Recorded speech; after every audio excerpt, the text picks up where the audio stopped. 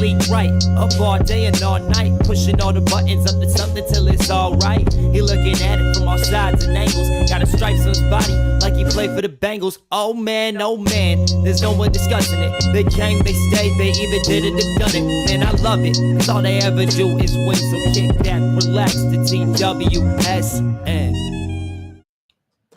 Thank you guys for joining me for a special edition of the Sit Down with Malik Wright, presented by the Right Way Sports Network. I'm your host, Malik Wright. I'll be joined by a very special guest, TWSN's own Michael O'Hara, as we'll be talking all things Bengals, Jamarr Chase, and all the chatter that I've been hearing out of Bengals training camp. Before we jump into that, make sure you guys give this video a like, subscribe to the YouTube channel, turn on post notifications so you guys don't miss when we go live or upload content from the TWSN studio. Mike, I appreciate you joining me in, and man, we got some stuff to discuss, don't we? Oh yeah, thanks for having me. It's been a big few days at Bengals training camp. A lot of news specifically surrounding the wide receiver core, and we got a lot to break down specifically surrounding Jamarr Chase. Yeah. While we're on that, let's just jump right into it, man. Let's jump right into it. A lot of people are having, questions about the Bengals and, why hasn't Jamarr Chase been signed to a contract extension? I certainly believe there's a multitude of reasons on both sides, things that are beneficial to Jamarr Chase and things that are beneficial to the Cincinnati Bengals. I do think the media has been unfairly scrutinizing the Bengals and discussing this and, talking about why Jamarr Chase might potentially hold out, if you even want to call it that. But before I go into my long spiel and I give my thoughts and I give my take, Mike, I'm very curious to hear what you have to say. I think I'm kind of on the same page with you. Just the dichotomy between the narrative that the national media is pushing versus the Cincinnati Bengals local media, it's pretty ridiculous, to be honest. So you've got Adam Schefter, who's been trying to drum up, and I love Adam Schefter as much as the next guy. I mean, he's one of the most respected reporters in the game for the NFL, but he's trying to drum up this story like it's some drama, he's like the TMZ of sports right now with this situation. He's saying Mike Brown didn't make it sound imminent this week. The situation isn't over. And then you've got Pro Football Talk, who's just another very prominent aggregator on Twitter, over almost 2 million followers on Twitter, putting out a headline: Jamarr Chase doesn't practice for the second straight day, and he and Zach Taylor won't say why. It's just they're trying to push like this narrative that this is like a massive problem and it's something that's not going to get resolved. And then you've got the local media, Ben Baby, Trags, all those other guys, Paul Daner. They're saying that the communication is clear between Taylor and Chase, that they have a plan, everyone's on the same page, and Jamarr is going to be ready to start the season. So it's just kind of there's a massive difference between what we're hearing from the national outlets versus the local outlets. And it just seems like the national folks are just trying to drum this up into a situation that it really isn't. I agree with you, man. And I think part of that is they know you mentioned the Cincinnati Bengals, you're going to get clicks, you're going to get views, you're going to get people that are going to want to engage with you. But I have a little bit of a different spin on it. Could this just be risk mitigation? Could this just be Jamarr Chase understanding that, hey, the wide receiver market still has to play out? Let me say this. There's all the upside in the world for the Bengals to sign Jamarr Chase right now than it is for Jamarr Chase to agree to an extension with the Bengals. That's not for Jamarr Chase to say he doesn't want to re-sign back with the Bengals, but you still have people out there, right? You still have people out there like CeeDee Lamb who don't have a contract extension. And James Alford, I hear what you have to say right now in the comment section. And, one thing about this show, you guys know I answer your questions. I don't shy away from things. You say, of course, the local media will side with the team to avoid repercussions from the organization. Hi. So I'll say this. I'm Malik Wright. I do not give two shits about repercussions from the organization, about being in good standing or any of that. I'll tell you how it is. The fact of the matter is the wide receiver market is still not settled. Whatever Jamarr Chase was to sign to right now, it will be looked at as a discount this time next year. Jamarr Chase, let me just break it down for you. he has 2 more years technically left on his deal because the Bengals picked up his 5th-year option. I think next year he's making close to 20 some odd million. This year he's making 5 million. There's no siding with that. That's how the rookie contracts work. That's how the rookie wage scale works. These guys, depending upon where you get drafted, you have a fixed rate of what you're supposed to make, right? There's nothing said team could do about what you're supposed to make. They could do stuff as it terms to guarantees and whatnot, but there's nothing right now benefiting Jamar Chase. Jamar Chase for signing with the Cincinnati Bengals, because right now, if he goes out there and let's say he goes out there and he has 1,900 yards receiving, 2,000 yards receiving, he has 13 touchdowns. Guess what? If he signs right now, he's paying for the Bengals have already paid him. There's no going back to the table saying, hey, that monster season that I had last year or this year, can we rework the deal? No, he's set in stone to that deal.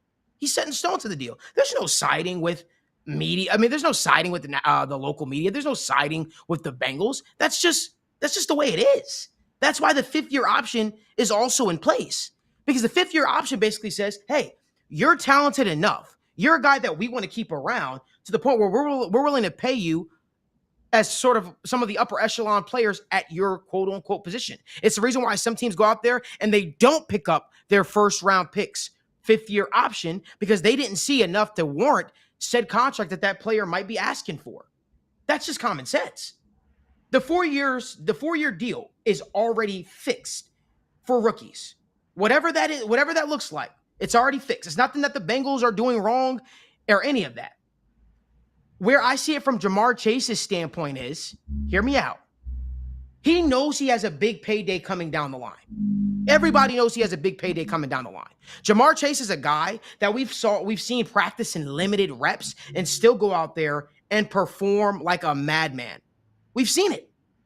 We've literally seen him do it. So there's no benefit, in my opinion, for him to go out there, go balls to the wall, July 25th, when there's so much training camp.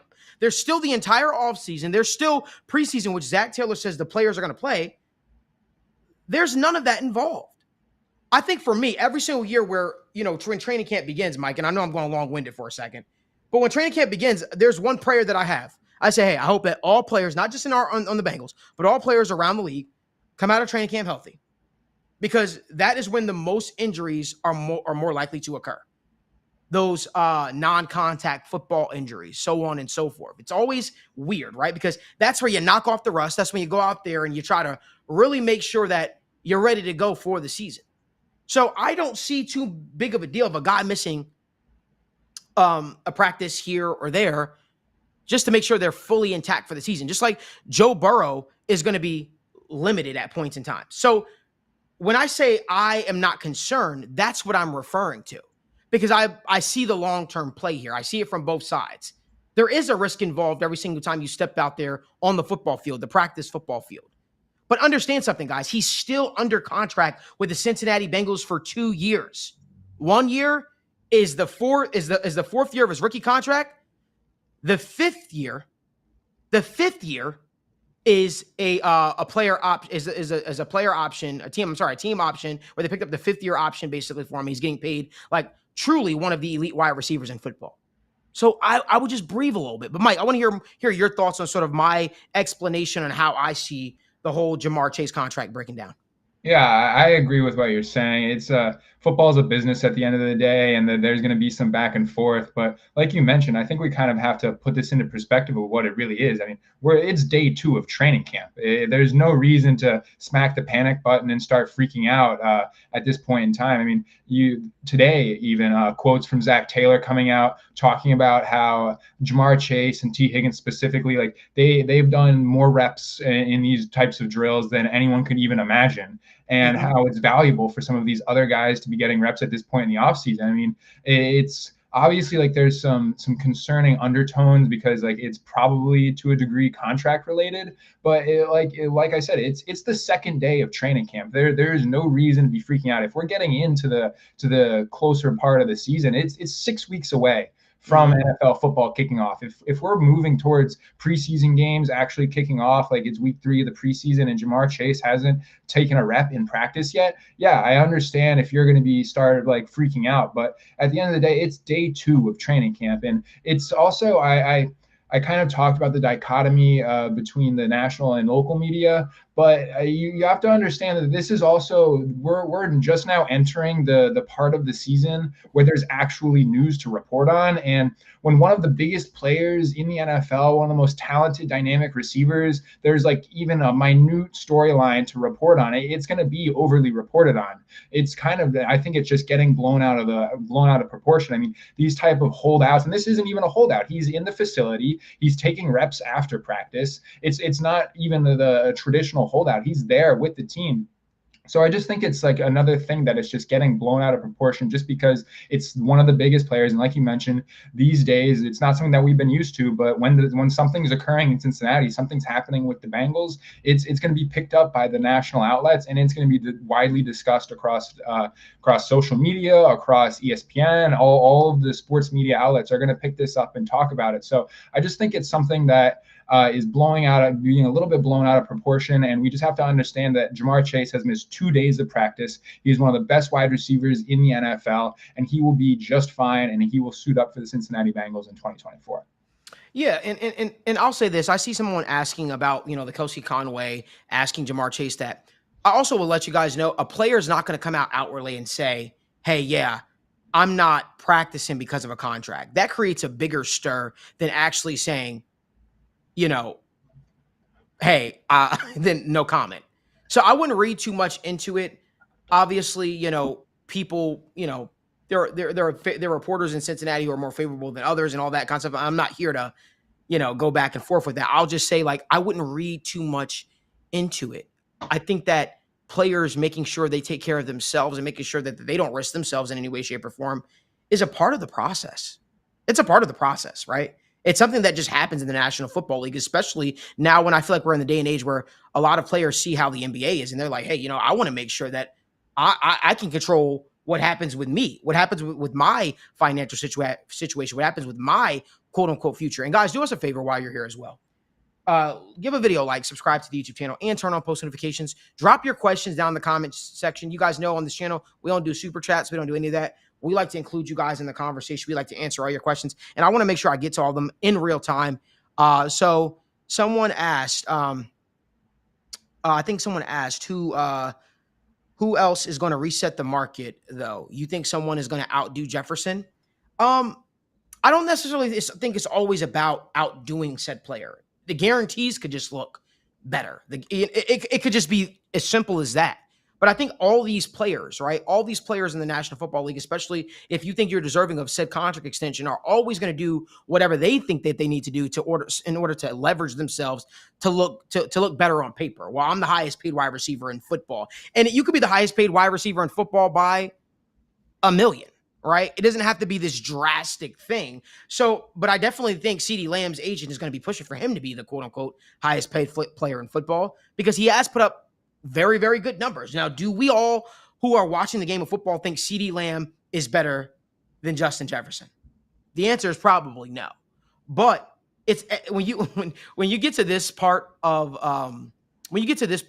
contract negotiations and we start comparing these wide receivers, the margin between who's wide receiver 1 versus wide receiver 3 or wide receiver 5, it's all interchangeable. It's a very, very fluid type of situation. So it doesn't necessarily mean your pay is going to reflect the level of player that you are.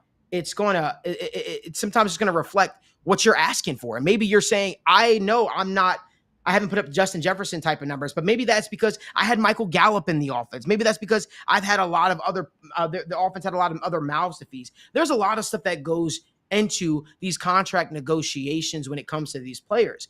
And then when you look at it right now, CeeDee Lamb is looked at as a guy that's going to be, there's going to be a lot on his shoulders. And Michael Harris, our fantasy football guy here at TWSN, he could probably talk to it a little bit more than I could, right? This is a guy that's probably going to have a huge workload at the receiver position this year.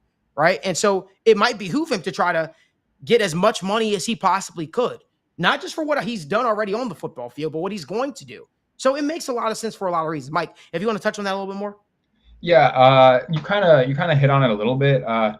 There's two different ways that people kind of view these contract situations. They look at average annual value (AAV), and that's what people deem to make a player the quote unquote highest paid player at the position. And Justin Jefferson did that. It was 4 years, 140 million. But I don't think that the Bengals historically, as well as just other teams in general, are not going to be giving. They're not going to be giving wide receivers guaranteed money at the rate that they gave Jefferson. 110 million of Jefferson's 140 million contract was guaranteed. That's kind of unheard of at the wide receiver position, or just in general, having that percentage of your contract being guaranteed. The Bengals don't do that. Other receivers, you saw A.J. Brown, Amon-Ra St. Brown, both getting massive extensions this offseason. Neither of them hit those levels of guaranteed money. So I guess you could say that Jamar Chase could reset the market in terms of his AAV, average annual value, but like you said, it's probably going to be marginal. And I don't think that his contract is going to approach anything that Justin Jefferson got in terms of guaranteed money. So I think that the resetting the market conversation, it has a little bit more to the entirety of the discussion just than the total money involved with the contract. So that's just kind of my thought on the just what defines resetting the market. But like you said, there's a whole lot of factors that go into a player's value for the team, and you can't just compare the player's statistical output to justify whether or not a player should receive a certain amount of money per year. There's a whole lot that goes into it. It's their value within the offense, the role that they play. You talked about CeeDee Lamb. Yes, he is going to be one of the most relied upon wide receivers in the league this year. The Cowboys last year, they tried to run the ball at a really high clip. It just didn't work with Tony Pollard. They had to lean on CeeDee Lamb last season, and then they didn't address the running back room this offseason. So they're going to do it once again. CeeDee Lamb deserves a lot of money, and I see why he's entering these problematic contract disputes with the Cowboys. And it's because he is the entire engine of the offense. But you look to Jamar Chase, they've got other options there. T. Higgins probably only around for another year, hopeful that he gets a contract extension done. But there's other options in Cincinnati. They've got other quality receivers. Previously, Tyler Boyd, Joe Mixon was a quality option out of the backfield. But they've been drafting wide receivers in droves in these last two drafts in an effort to prepare for the departure of Boyd and potentially Higgins. So there's going to be other options in Cincinnati other than Jamar Chase. I think both of us are on the same page and being confident in the talent that they have in that wide receiver room, and someone being able to step up to fill in the void that Tyler Boyd is leaving this season. So Jamar Chase, at the end of the day, he will get paid. I don't know if it'll reach the guaranteed money that Justin Jefferson saw, just because of how we've seen general wide receiver contracts be structured, as well as the contracts that the Bengals have dished out in recent years. But he will be paid as one of the top wide receivers in the NFL. And you saw the quotes from Mike Brown. That was another kind of interview that got taken a little bit out of context. He said, we'll bend over backwards to get a deal done. Right. And that's gonna be what ends up happening. Jamar Chase will be a Cincinnati Bengal for the long-term future. It's just a matter of getting those kind of finer details worked out, like you mentioned, because it's going to be one of the biggest contracts for any wide receiver. I mean, you got to expect that it's going to take some time, take some back and forth to get the smaller details straightened out. 100%. And someone asked who Jamar Chase's agent is. I don't have the exact agent. I believe it's Alliance Sports. They represent, I think, Brandon Miller and a couple of other premier athletes. Ezekiel Elliott, I think, is one of them as well. But yeah, it's one of those things where you got to let the market play out. And someone made a great point in the comment section, man. And y'all, that's one thing I like about Bengals. The fan base, they're very in tune. They're very intelligent. When I jump on here and I talk football, I don't feel like I'm necessarily educating. I feel like they already are in the know. So I appreciate y'all supporting and being on this journey with us. But someone said it might be a slap in T. Higgins' face, right? If the Bengals were to do a Jamar Chase deal right now. Listen, I'll say this. I think both of those are separate entities, but you might have a point there in some aspects. I definitely think Jamar Chase, if he were to put his foot down and say, hey, listen, I need a contract, I won't play, yada, yada, yada, he'll probably have a little more legs to stand on in terms of his asking price and all that kind of stuff like that versus, a T. Higgins who has missed time and the whole 9 yards. But no, I just wouldn't put too much worry into it, man. I wouldn't put too much worry into it. It's a deal that's going to get done. The Bengals have always taken care of their premium quarterback, the premium wide receiver, and regardless, people try to make into a thing, right? They may try to make the Joe Burrow thing into a thing at one point in time. This is something that they always do. They always take care of their own. They always say, "Hey, you know what? We want to make sure that we put our guys in the best position to be successful. We want them here for the long haul." They've never dragged their feet on AJ Green's extension until he was injured, obviously. And then even then, they still paid him close to $18 million when he didn't step on the football field for like 2 years. He still was seeing that. They were still, franchise tagging him and trying to do right by their franchise game-changing wide receiver in AJ Green, even though we all kind of saw the tea leaves. They were like, hey, we're holding out hope. This is a guy that we want. And then you look at what Jamarr Chase has been able to do, right? Jamarr Chase broke the Bengals rookie receiving record. This is a guy that has been transcendent since he stepped on the football field here, man. And I think when you look at it, man, it's a no-brainer for this team to want to keep him and Joe Burrow together. They are the fixtures in this offense. I would even go as far as to say Joe Burrow and Jamarr Chase have a similar importance on this football team.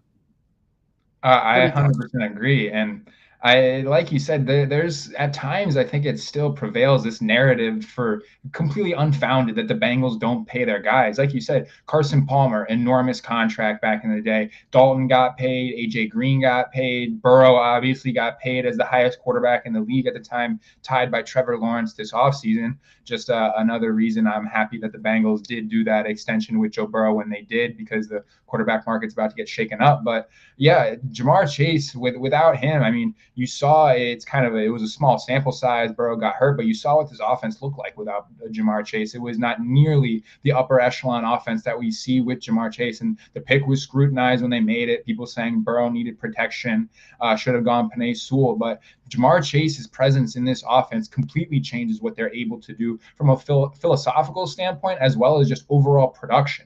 His presence on the football field makes the Bengals a different team. He's an unrivaled talent in the NFL at the wide receiver position, and he makes the Bengals who they are. This is going to be a priority contract, and like I kind of said previously, this is day 2. There's no need to freak out. This is a contract that the Bengals are prioritizing. There's no real tea leaves or signs to Jamarr Chase being truly disgruntled in his current situation. You have to understand the man wants to get paid. Over the past 3 seasons, he has proven to be a dominant NFL wide receiver. He deserves to be paid as a top wide receiver in the NFL. Can you blame him for wanting to be paid like it? I mean, I can't.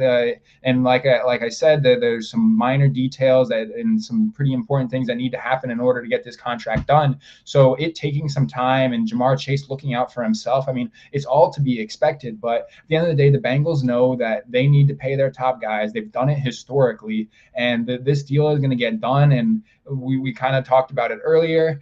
This is not even like, we're not in crunch time. It's not like if the Bengals don't get this deal done now, like Jamarr Chase is going to be hitting free agency, or they're at risk of just having to tag him and figure it out. This isn't even crunch time for this contract situation. The Bengals are being proactive with the situation by trying to address it now, and this deal will get done at some point in time. It's just a matter of when.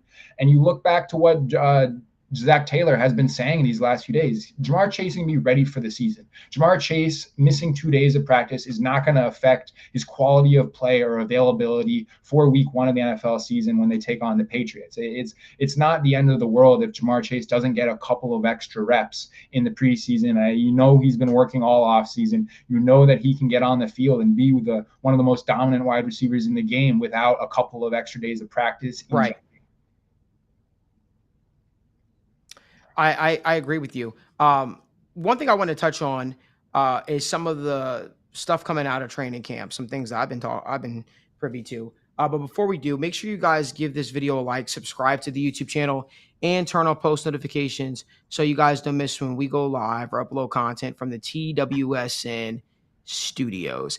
Mike, so one thing I wanted to tell you, man, that was very, very interesting. This might be a little boring to some people, but it ain't boring to me. So I'm hearing Austin McNamara, punter, right? The Bengals signed as an undrafted free agent guy. We know has a huge leg. He's looked absolutely amazing during training camp. He's looked great during training camp. Apparently, he was even taking first team reps. I wouldn't, again, it's early on in the process. It's a long punting battle. It's going to be very exciting to see how that all shakes out. Obviously, you heard already, it seems like Mike Gesicki, Andre Yoshivas have become some of Joe Burrow's favorite targets throughout the process. Let me ask you this, man. Who are you excited about in this Bengals offense, or what training camp battle are you excited about?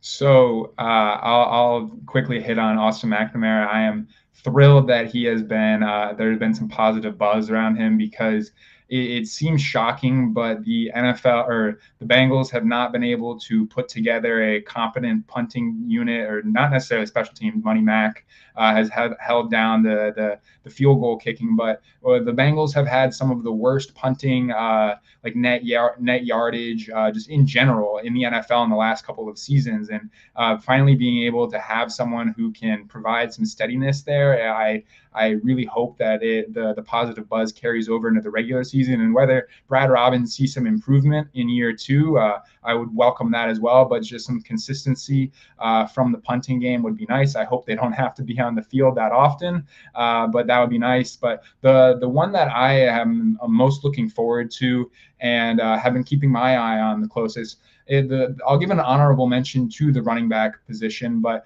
the slot wide receiver competition and position is one that I have been paying the closest attention to. Obviously, a longtime Bengal, one of the steadiest Bengal wide receivers in recent history, Tyler Boyd, no longer with the team. He follows Brian Callahan to Tennessee. And honestly, I'm kind of shocked that the Bengals didn't even pursue him. He kind of sat there for a long time, signed a really small contract with the Titans, but ultimately no longer with the team. And this opens up a lot of opportunity in the Bengals offense. Last season, the Bengals ran 11 personnel or 3 wide receiver sets on 74% of their plays last season, which was the fourth highest rate in the league. So there's a lot of snaps up in the air for a potential third wide receiver to be out there. And there's been some discussion of running a little bit more 12 personnel, getting Gesicki and Drew Sample on the field. But I still think that this is going to be a team that heavily features 3 wide receivers, running 11 personnel pretty consistently. And Dan Pitcher has said he's open to either running a rotation or having one person kind of take on this third wide receiver role. And through training camp, there's been a lot of names thrown out there. So Andre Yoshivas, Yoshi, he took all of the slot snaps in day 1 of training camp, even though we never really saw him in this role last year. But he said he was kind of given a heads up that he was going to be kind of playing this role, or at least being tried out in this role. And from what I've heard, the videos that I've seen and the reports is he looked good coming out of the slot in these first few days of training camp. Then you've obviously got Jermaine Burton, the Bengals 3rd-round draft pick. He played some slot in college, 26% across his collegiate career. He peaked at 39% of his slot or routes out of the slot in 2022.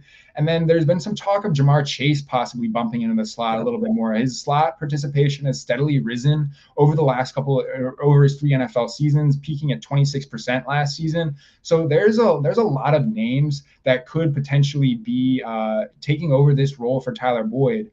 And I really think that it's going to ultimately be a rotation. But I'm pretty excited about what Andre Yoshivas can do in this role if he's the one who ends up either being the primary or the go-to guy as the third wide receiver. I mean, we saw him flash some ability in the red zone. He's very much so an athletic prowess on the field. So I'm excited to see what he can offer in year 2. And we kind of thought Charlie Jones was going to be that guy to be the follow-up, the heir apparent to Tyler Boyd when he ultimately left, because I mean the Bengals have been preparing for this for a couple of years now, but it seems like he's kind of been jumped, and they want to see what Yoshivas can provide in this third wide receiver slot role. So I'm really excited to see kind of what sort of mix. I didn't even mention Mike Gesicki. He's a glorified slot receiver with a tight end mark next to his name. So there's a lot of options for what the Bengals can do. I think it opens up a lot more for what they can do offensively. We kind of seen the reports coming out of training camp that they're expanding the playbook, kind of trying to disguise their looks based on their personnel. And now that they have what I would say one of the deeper wide receiver rooms in the NFL, NFL, combined with a guy in Mike Gesicki who can kind of do it all as a tight end, be a pass catcher. I'm really excited to see how the offense develops and progresses in 2024. I agree with you, man. I think you made excellent points here. You know, it's funny. I was told today that apparently Charlie Jones and Trent Irwin are battling it out for the returner spot. So I know a lot of people thought Chris Evans was going to be thrown in there, but as of right now, the early stages of training camp, it's only been a two-man battle between Trent Irwin and Charlie Jones. So very, very curious to see what happens there, who wins that spot. But Charlie Jones is a guy that I'm still excited about. I think that Chuck Sizzle showed a lot of potential last year, and he's a guy that I still think can find his way on the football field. I think that it's going to be up to some of these younger crowd wide receivers, and it's a weird calling Charlie Jones young, right? He's one of the older wide receivers, if you will, in the Bengals locker room. But I really think it's going to be up to Charlie Jones, Andre Yoshivas, Jermaine Burton to try to steal snaps away from a guy like Trent Irwin. Because even when Jamar Chase wasn't practicing today, it was Trent Irwin in the Jamar Chase spot. So it's going to be up to them to try and buck that guy and say, hey, listen, we're here. We're here. And, you know, we're good enough and we're ready enough that we could take some of those snaps away from a guy like Trent Irwin. You honestly, if I'm Charlie Jones, I'm going to try to stress the Bengals coaching staff and put them in a situation where they have to make a decision.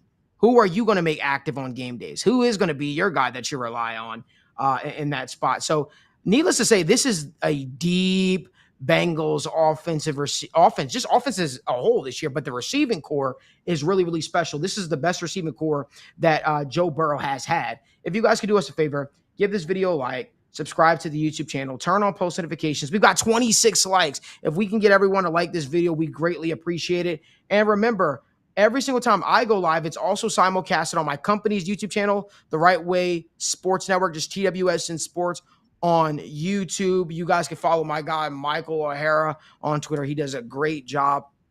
And I feel like he's just getting started.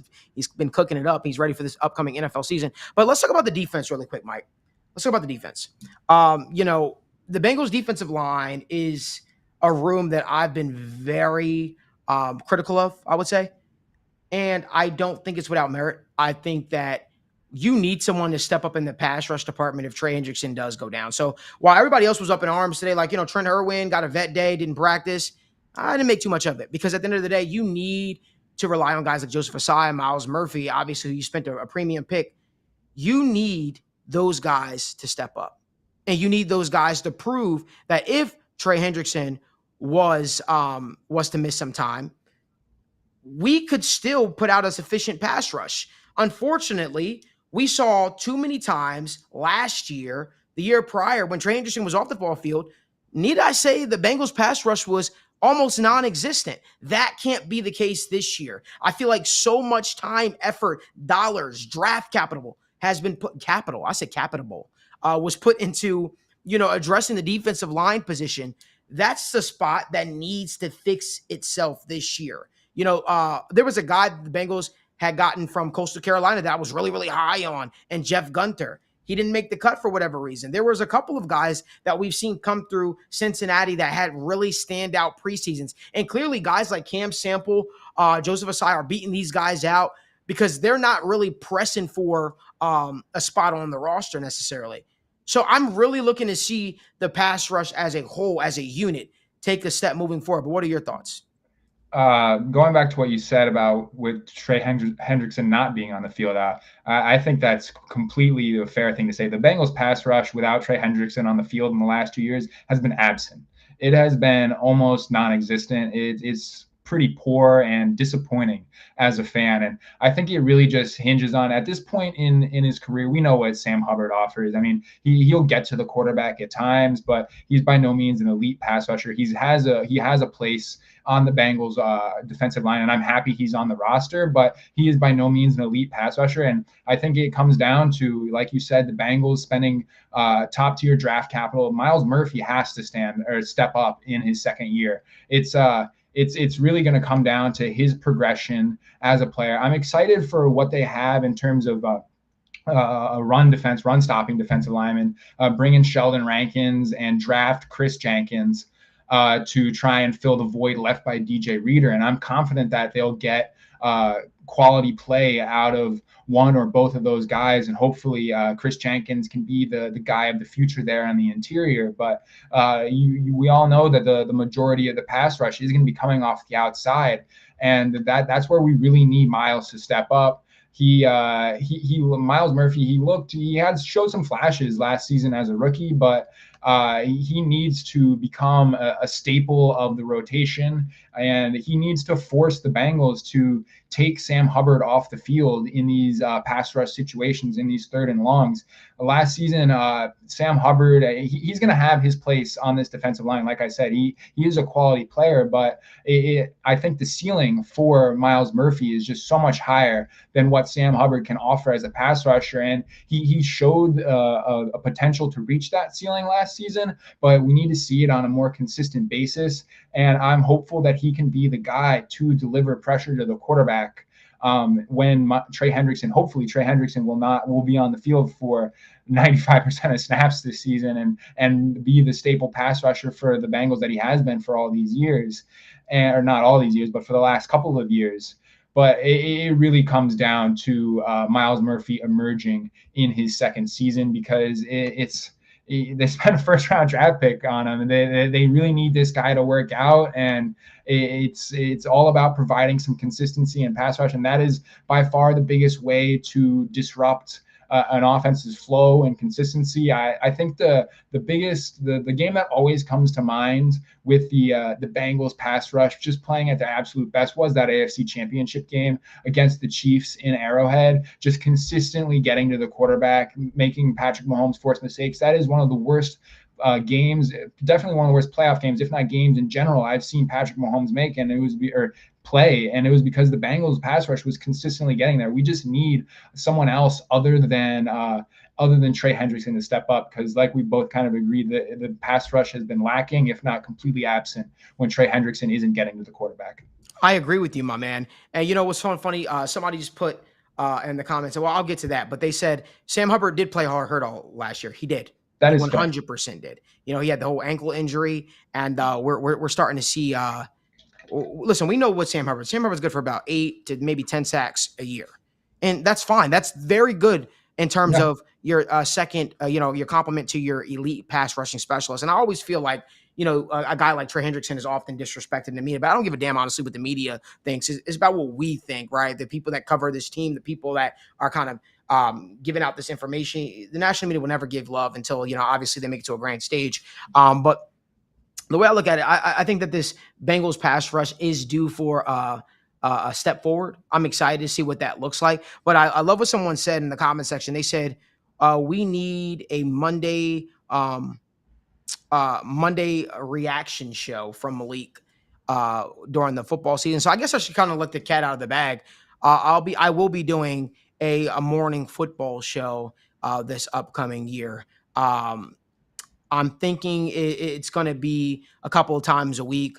Monday, you obviously know we have State of the Jungle on Wednesdays, but we'll probably do something like Monday and Thursday, if you will, or maybe Monday and Friday, and kind of just Friday will be the game where we start to get ready for the upcoming games this upcoming week and kind of get you guys all squared away. Me and my guy Michael Hare got to do more stuff like this, man. He's just too busy for me, that guy's too busy for me. But I'm always down to talk Bengals football. Man, it's fun, man. But you know what's crazy? Even beyond that, I just want to talk ball in general. Man. But I got a morning football show coming.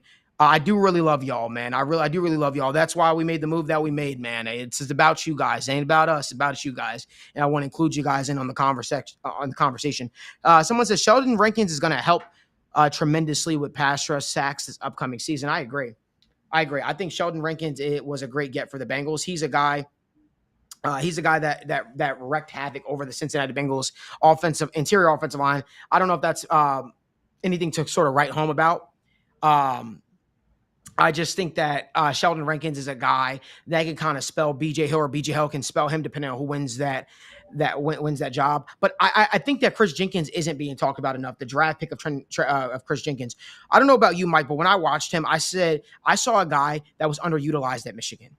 And he was like the Energizer Bunny. You saw when he was out there, he he gave people fits. He gave people absolute fits, man. And for me, I look at a guy like Sheldon Rankins and I say, listen, um, I say Sheldon Rankins is a guy that Chris Jenkins can learn from, right? He's a guy that Chris Jenkins can learn from. BJ Hill is a guy that Chris Jenkins can learn from.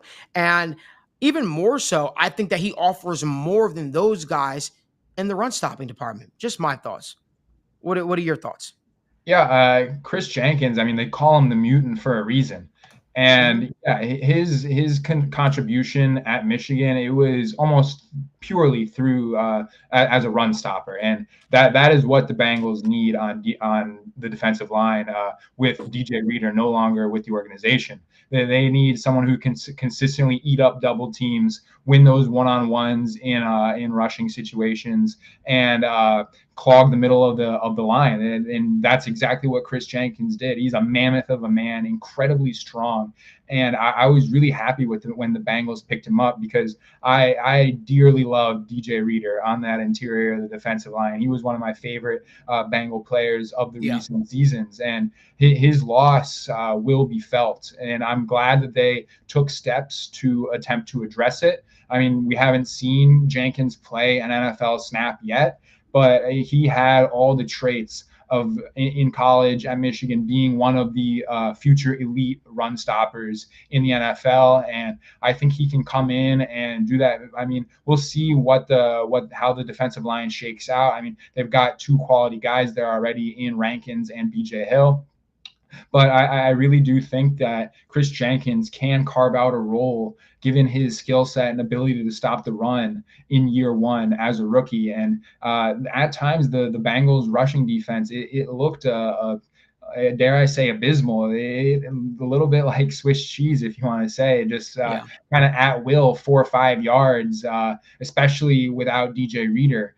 So I'm hopeful for what he can contribute to the team, and I think that was one of the Bengals' best draft picks in the 2024 class. I agree with you, man. And you even look at the addition of a guy like McKinley Jackson, the Bengals are really high on, man. I definitely think that we're going to see a different looking Bengals defensive line, but I also think it's going to be one that's still going to be very productive. Let's keep it going, though. Someone said, any chance Matt Lee gets moved to guard? I know he's probably a bit undersized for it, but takes Volson's spot. I like Volson, and I think if we don't see major growth, he's probably peaked. I don't think Matt Lee's taking Volson's spot. Let me start there. I don't think Matt Lee will find himself in a starting spot. I think that Matt Lee is a technician. His hands are always in the right place. So we kind of talked about this before throughout the offseason. He's a little undersized, but his hands always being in the right spot makes up for it. He's not as much of an anchor as you would expect. He's kind of weak on his lower body. But when I look at Matt Lee, I think that he's a guy that can develop into, a very good player over time, right? Whether that be a guy that you rely on as a backup or even maybe starting potential. Ted Karras struggled early in his NFL career as well. And then he's carved out a nice career for himself as well. So I don't want to put all unrealistic expectations on a guy like Matt Lee. Matt Lee is a guy that has a lot of potential in the future. Is very, very bright for him. I could see Matt Lee stepping up in the future, but I just think that expecting him to do that right now is just a little premature.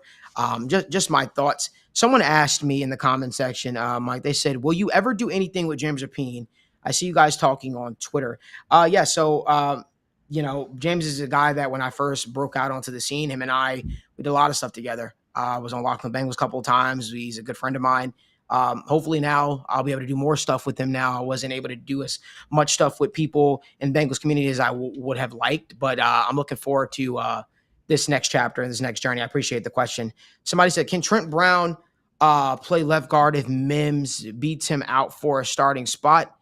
I don't know if I see Mims beating him out necessarily for a starting spot. Of course, the best ability is availability, and we know that they've mixed and matched guys in and out. Sure. I'm sure he could play the position if really called upon to do so. Listen, I've always been a fan. You put your best, 5 starting offensive line out there, but that might not always just be the case. There's age. There's so much to factor in when it comes to mobility.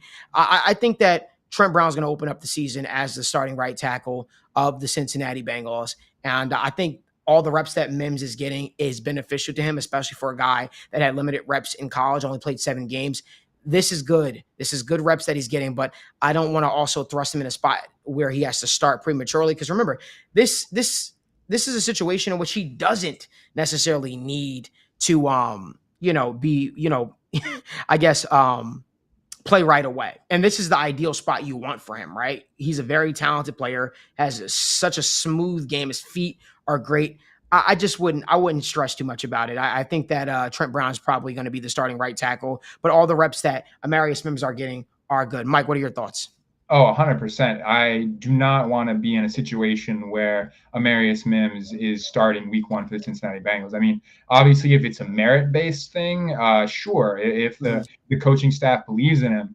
But Amarius Mims was very much a project pick. They understood that they were in a position that he could sit the bench as a rookie. And obviously, if they need to use him, whether it be injury or just poor play from someone else and shuffle around the offensive line. But like you said, less than 10 games in college, and he's absolutely a mammoth of a man. And I really hope that, and I believe that he will develop into being the future as one of the Bengals anchors at tackle. But a situation where he is a starter for the Bengals, especially early in the year, is not really a situation that I want to be in. And I like I said, I just think this is more of a project pick for the Bengals, and understanding that they're in a situation with Brown on a 1-year contract that he can learn, develop his skills, and get the reps that he didn't get in college.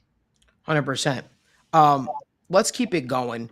We got a question here from Tim Gargan. He says, when are me and you going frame for frame in bowling? LOL. Tim, I suck. I suck in bowling. I thought I was good. I realized I'm not that good. I realized I'm not that talented. And I'm pretty pathetic for things that isn't talking sports or beating someone's ass in Madden. So I'll hang my cap on it. I'll keep going to the bowling alley, keep trying to get better. And we'll see how I end up in the next 6 months. That and Top Golf I suck at. Mike, are you good in bowling or Top Golf at all, man? I can hold my own at the bowling alley. I flirt with 200 every once in a while. By no means anything like crazy, but I like 150 average, make a push for 200 most of the time. So I can hold my own with the casuals, but the competitive bowlers, I get waxed pretty regularly. Yeah, man. Like I don't like to try my hand at things that I know I'm not good at. But we keep trying Top Golf. We'll see how it works out for me. Someone says, Mike Straw, our guy at TWSN, insider gamer as well, who we're really, really blessed to have on our team. He says, best thing for any young player, in my opinion, is to sit a year if you can. I think it still helps so much for development. Yeah, somewhere along the lines, in this NFL trajectory for players, it's switched. It used to be the norm for quarterbacks to get drafted, sit, and then get thrusted into a spot. It doesn't matter when you got drafted. Every now and again, you saw a first overall pick obviously start and get pushed into the spot, but I feel like it's no longer a common theme, if you will. It's no longer a common theme. When with that CBA 2011 or 2010, I can't remember the exact year, but when they just redid all of the like we mentioned earlier with Chase, just the set contract structure for these first round draft picks, it really teams have started to realize the advantage of trying to see if you have your guy while they're still on that rookie deal, and being able to build around them while they're on a really cheap contract. I mean, we've seen some guys in the past. I was doing a write-up for TWS, and it'll be out tomorrow on the Steelers quarterback situation. But I was looking into some of these previous contracts, and guys like Phillip Rivers, Eli Manning, Peyton Manning getting massive contracts before they've even played it down in the NFL. And then that's the positive side of the coin. But you've got other guys like Ryan Leaf, Jamarcus Russell. They're getting paid big money before they're on the field, and it ends up not working out. So now that there's a predetermined pay structure for these guys, they're really trying to get these guys onto the field as quickly as they can, and see what they have, to see if they can build around this guy and take advantage of only paying them less than $20 million and not paying that upper tier valuation for the quarterback. And in the case of the Bengals, I mean, obviously they were in a spot where they were going to get Joe Burrow on the field week 1. But for some of these other teams, I mean, like I think we'll see Bo Nix on the field in week 1 of this season. So there's a lot more push to get these guys on the field, to see what you have, to see if you can build a team around them while they're not being paid to the level that they should be. Because I don't think anyone is going to deny. I mean, Joe Burrow kind of showed it as early as year 2 that he deserved to be paid with the upper echelon of quarterbacks. Yet the Bengals didn't have to pay him to that degree, and they were able to put pieces around him and make that Super Bowl push as early as year 2. 100%, man. 100%. Let's keep the conversations rolling, Mike. I'm having fun with this. We're going to answer a couple more before we head out of here. But someone asked, Sasquatch Sports says, you think Chase Brown will start over Zach Moss? This is when I will shut up and I will humbly pass over to my guy, Michael Hara. So it's a big difference in philosophy. So a lot of people are, I don't want to say they're not aware, but they kind of think about the NFL as a Madden game. They think that the starting running back is going to be on the field every single play unless they're exhausted or they get injured. And that's just not the case in the modern NFL. There's players that fill specific roles and they do specific things for the offense. And I mean, there was, I believe it was 4 running backs last season who cleared a 70% snap share. If you're a running back and you're getting on the field for 60% of snaps, that is phenomenal in terms of how regularly you are being utilized as a running back. So the definition of starter versus backup is not really something that I think applies to the situation of the Cincinnati Bengals. I think it really comes down to what role will each running back fill. And last season, what we saw from Chase Brown was a story of highs and lows. So everyone knows that big screen pass that he ripped off for a 50-something yarder and took it to the house, and he was the second highest speed recorded of any ball carrier in the NFL last year. And he had some other big runs. So obviously a dynamic player who can make the big play, but he also had his struggles. He was completely kept off the field in week 12, 0 snaps, because the Zach Taylor and the coaching staff, then they came out and said this specifically. They were concerned about his ability in pass protection, which is really strange because he was graded as one of the best pass protectors in last year's draft class, but still, he couldn't transition into the NFL and he struggled to protect Joe Burrow, so they kept him off the field completely. And I think that if he hasn't improved on that ability, that's going to keep him off the field once again in 2024. If Joe Burrow's at the point in his career that he can say, if you're not going to protect me in pass protection, you're not getting on the field. He has reached that level of elite quarterback status where he can dictate the personnel that's going to be on the field around him. And given the injury history especially, I think that if Chase Brown can't pass protect, Joe Burrow is simply not going to allow him on the field.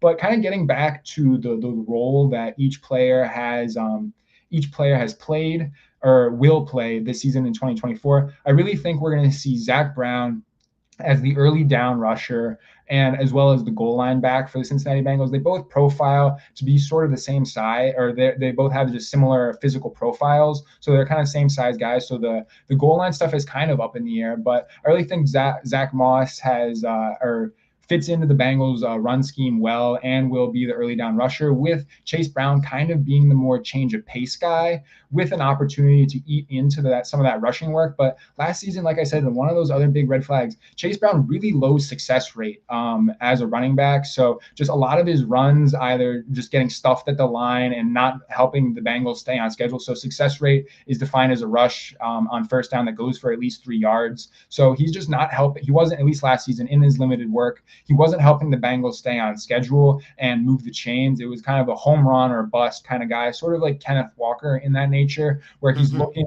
for the big run and not necessarily keeping the Bengals on pace with their drives and helping them move the chains. So if Chase Brown can improve, I think his ceiling is dramatically higher than what Zach Brown has to offer. Zach Brown is an NFL veteran at this point. We know what we're getting out of him. It's going to be steady rushing work and production, and he proved in relief of in relief of Jonathan Taylor last season, that he can be a starter caliber NFL running back. But there's just a lot of red flags with Chase Brown last year. And until he takes the football field, the coaches and the beat reporters can put out as many positive reports as they want. But we don't really know if he's improved in terms of keeping the Bengals on schedule and his pass protection. And like I said, if he hasn't taken steps in either of those areas, it's going to be hard for him to be the consistently relied upon guy. So I guess this is kind of a whole big long spiel to say, I think that it'll be a pretty even split, with Zach Moss taking on the majority of the early down work, Chase Brown being the change of pace guy. And I think Chase Brown, given his skill set and athletic ability, he will have the chance to eat into Zach Moss's work and be sort of the go-to guy out of the backfield. But there were red flags that he showed last season that makes me concerned whether or not he'll actually be able to do that. Hey, man, I think that was beautifully put. I think that was beautifully put, man. And, that's funny because that's the exact video you and I had planned on doing. We, really discussing the Bengals backfield and sort of how we saw playing out this football season. I want to get to one more question, so to speak. Someone says, what is our ceiling or floor for this upcoming season? I've kind of gone over my spiel a little bit on State of the Jungle. I'd like for you to go over yours. Yeah, so obviously the ceiling, as a Bengals fan, it will include some bias, but I mean, somewhere in the range of 13 wins, I think, is the ceiling for the Bengals. But their ability to realize that ceiling is going to be incredibly difficult. And I think it's to the point where it's kind of nationally recognized that the AFC North is the best division in football. It was kind of under the radar there for a couple of years. Obviously, people respected the North as a division, but I think at this point, it is understood that the AFC North is the most competitive division in football. And I don't like it as a fan, but in recent years, the Bengals have struggled against a lot of these AFC North opponents. The Cleveland Browns, for whatever reason, absolutely own Joe Burrow. It is horrible. I hate dealing with it, but it is a fact of life that the Cleveland Browns, to this point in his career, have just absolutely destroyed Joe Burrow. So an ability to maintain a winning record and sweep the Browns, hopefully sweep the Steelers, and then split with the Ravens. I don't really think they'll drop a divisional game of almost 100%, and I just hope that they can go 5-1 within the division. Bengals' strength of schedule. I was this kind of going back to last year. I was hopeful that the Bengals would improve their draft stock per se when Joe Burrow went down, but it ultimately ended up working out, in my opinion. They go 9-8. They finished last in the division. And they have a patty cake schedule this year. Based on projected win totals, I think we slot in at 7th or 8th in terms of strength of schedule. So open up the season against the Patriots, hopefully not getting off to that slow start that has been patented for the Bengals in recent season, trying to overcome that 0-2 start. So I really think that if the Bengals can get off to a strong start, they've got some really easy non-divisional matchups. If they can get off to a strong start and then do well within the division, they're earning the top or coming in first in the AFC North and being the 1 or 2 seed in the AFC is well within the range of outcomes for the Bengals. I agree with you, Mike. Look, guys, we appreciate y'all for joining us on this impromptu episode of the Sit Down with Malik Wright, presented by the Right Way Sports Network, TWSN. Make sure you guys give this video a like, subscribe to the YouTube channel, turn on post notifications so you guys don't miss when we go live or upload content. Give my guy Michael O'Hara a follow on Twitter as well, man. He does some great work for TWSN and everything in general that he does. You could follow him on Twitter or X at MOH_FFB. Mike, thanks so much for joining me, man, on the show. TWSN, we've got so much in the pipeline, so much coming down the line. I guess we should let the cat out of the bag now. We have a mobile app coming up. We've got a new revamped website. And more importantly, the content game is strong. Really appreciative that you guys chose to spend your Thursday night with us and talk ball with us. We'll be back live soon. We've got videos coming out every single day on the YouTube channel. But we appreciate you guys for tuning in. And as always, there's only one way, and that's the right way.